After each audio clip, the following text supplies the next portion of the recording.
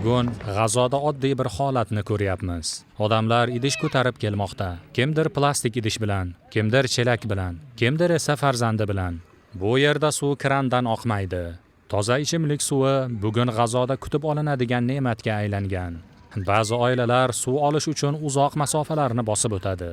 Ba'zilari esa navbat kutib, ozgina suv bilan kunni o'tkazishga majbur. Uzoq davom etgan bosqin G'azodagi hayotni tubdan o'zgartirdi. Ko'plab hududlarda infratuzilma vayron bo'lgan, ish o'rinlari yo'qolgan, daromad manbalari uzilgan. Bugun ko'plab oilalar oziq-ovqat va ichimlik suvi masalasida faqat yordamga tayanib yashamoqda. Shu sababli biz Saxovatli qo'llar xayriya tashkiloti sifatida G'azoda insonparvarlik yordamini to'xtatganimiz yo'q. Kundalik issiq taomlar, non ulashish va ichimlik suvi ta'minoti bizning doimiy faoliyatlarimizdan biridir.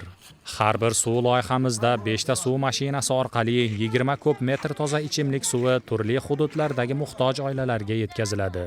Rasululloh sallallohu alayhi va sallam deganlar: sadaqalarning eng afzali suv ulashishdir. Imom Ahmad rivoyati. Bu suv shunchaki bir idish suv emas. Bu bolalar uchun sog'lik, keksalar uchun yengillik, oilalar uchun esa umid demakdir.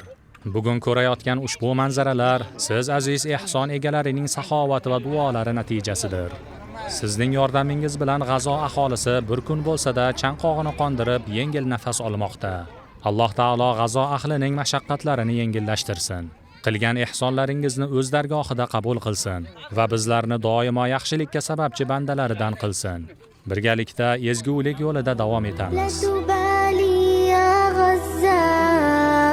وتحلي بالعزة وتحدي كل حصار